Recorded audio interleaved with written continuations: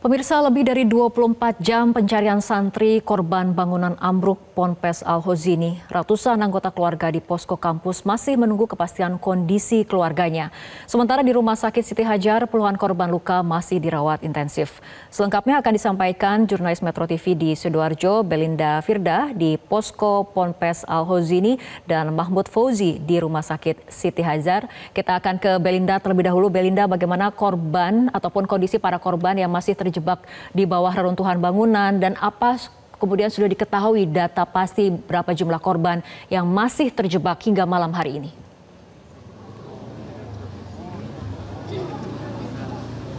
Selamat malam Fitri dan pemirsa, proses pencarian korban masih terus dilakukan hingga malam hari ini. Memang berbagai upaya percepatan ini terus dilakukan mengingat hingga saat ini terkonfirmasi masih ada korban selamat yang tertimpa reruntuhan, sehingga hal ini yang menyebabkan tim SAR gabungan harus terus mempercepat proses pencarian. Dan memang malam hari ini ada tinjauan langsung dari Kementerian Agama. Kita langsung bertanya Fitri di sini, Bapak bisa dijelaskan hasil tinjauan, apa langkah-langkah atau evaluasi dari hari ini, Pak? Iya, pertama kami langsung mempelajari, sebelum saya ke sini juga mendapatkan informasi juga dari teman-teman yang ada lokasi di sini ya. Kami meninjau langsung dan juga sekaligus memberikan bantuan yang diperlukan. Alhamdulillah kami di sini juga ada posko Kementerian Agama ya, untuk memberikan bantuan apa yang diperlukan, dan Pemda Jawa Timur pun juga telah menyiapkan, itu baru saja kita kunjungi dapur umum yang menyiapkan mungkin sampai ribuan keluarga yang mendatang berkunjung di sini dengan makanan gratis 3 kali ya, pagi, siang, malam. Kami juga meninjau reruntuhannya, bahkan ikut masuk ke dalamnya. Kasihan, jadi saya memberikan apresiasi yang luar biasa terhadap Basarnas ya, yang masuk dengan mempertaruhkan segalanya, lubang-lubang kecil, karena itu kalau tidak melalui dari bawah dibobol itu nanti takutnya nanti akan ada goyangan, sisa-sisa kehidupan yang masih diperkirakan ada, itu nanti bisa sangat berbahaya. Maka itu kita jalan yang biasa disilahkan kalau tim Basarnas itu golden period itu kan harus hati-hati. Jadi Basarnas lah yang paling tahu kapan dan bagaimana cara pelaksanaan penyelamatan itu ya. Nah, tapi yang jelas kami jadi saksi bahwa mereka itu bekerja 24 jam ya. Dan sepertinya tidak mengenal lelah dengan risikonya masuk ke dalam berdebu dan sebagainya itu ya. Ya itu kita apresiasi. Dan kita juga mengucapkan penyebaran dulu kepada para pembina pondok ya.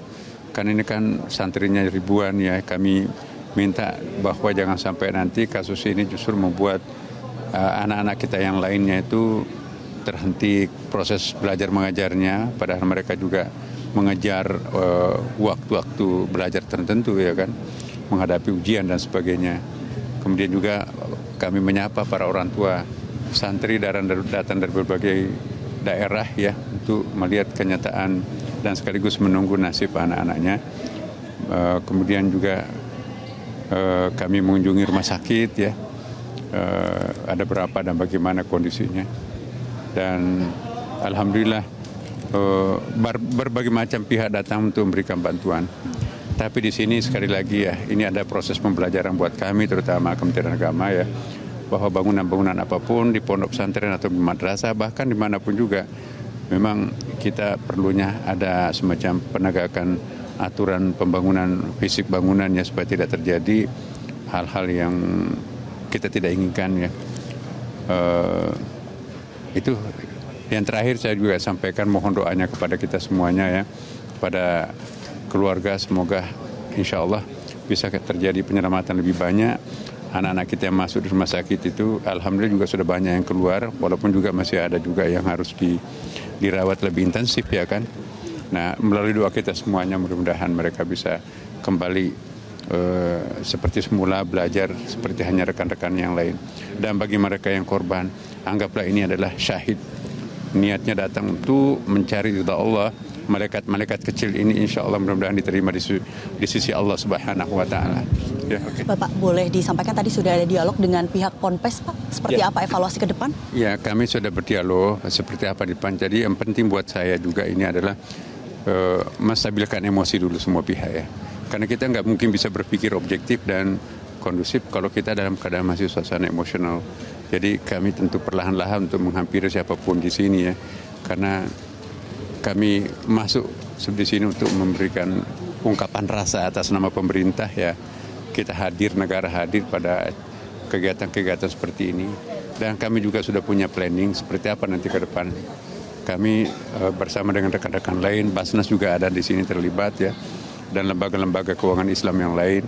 Kami akan mengajak mereka itu untuk bagaimana menciptakan suatu kondisi yang lebih baik. Bukan saja di sini, tapi pondok pesantren manapun juga yang membutuhkan perhatian khusus ya, itu kita akan perhatikan. Oke. Oke, terima kasih banyak Pak. Semoga ini menjadi harapan kita bersama pemirsa, ada percepatan dan evaluasi yang dilakukan oleh kementerian, khususnya ini Menteri Agama yang hadir langsung dan melihat secara langsung bagaimana kondisi bangunan yang ambruk di Musola Ponpes Al-Khozini. Dan memang kalau tadi ditanya terkait apakah ada update pencarian korban, Fitri, hingga malam hari ini pun kami masih belum mendapatkan keterangan secara resmi dari pihak tim SAR gabungan. Namun kami tadi juga berdialog dengan salah satu alumni.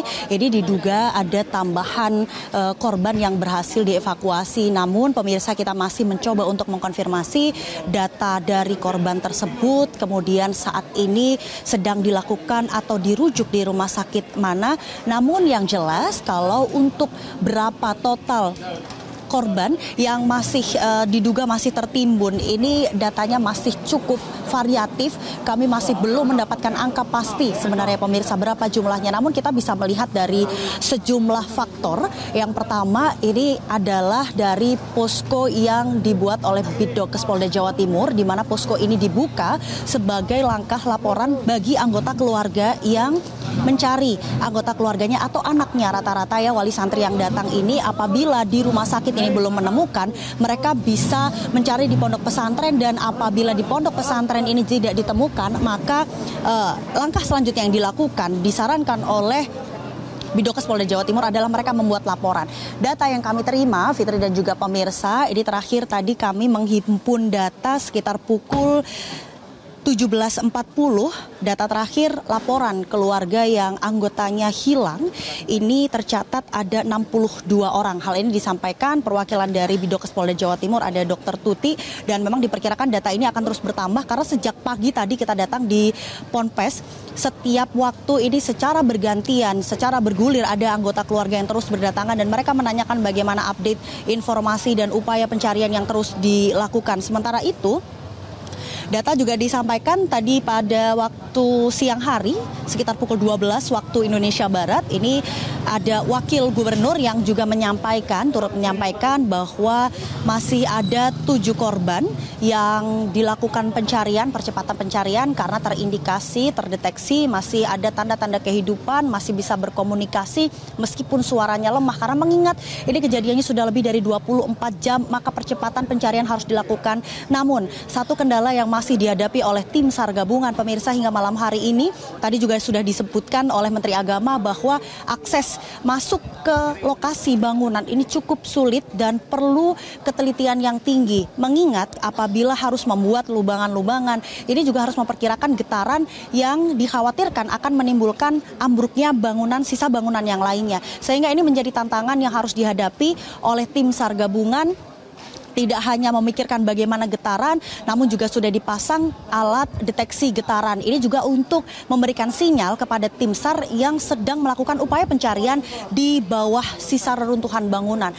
Ada taruhan nyawa yang memang harus dilakukan untuk proses pencarian atau percepatan evakuasi korban. Kita melihat tadi di dalam ada ratusan anggota keluarga yang masih harap-harap cemas. Mereka menantikan sebenarnya seperti apa kepastian kabar dari anggota keluarganya. Bahkan sebagian dari mereka juga sudah ikhlas apapun nanti hasil kabar yang akan mereka dapatkan. Yang jelas mereka butuh informasi pasti sebenarnya ada berapa total jumlah korban yang masih harus dicari. Kita akan terus update, Fitri dan juga pemirsa.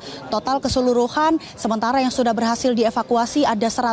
Hal ini terkonfirmasi dari tim SAR gabungan dan juga data dari Dinas Kesehatan Kabupaten Sidoarjo bahwa sumber data ini berbeda ya. Kalau dari tim SAR gabungan ini mereka pencarian dan juga proses evakuasi, sementara kalau data dari Dinas Kesehatan Kabupaten Sidoarjo ini data yang mereka terima dari rumah sakit yang menangani atau menjadi rujukan dari para korban yang berhasil dievakuasi. Besar harapan kami bisa lebih cepat lebih baik untuk proses pencarian korban dan tim SAR terus terus diberikan kelancaran dalam mencari korban hingga nanti seluruh korban berhasil dievakuasi.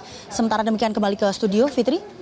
Belinda Firda, terima kasih atas laporan Anda. Jelajahi cara baru mendapatkan informasi. Download Metro TV Extend sekarang.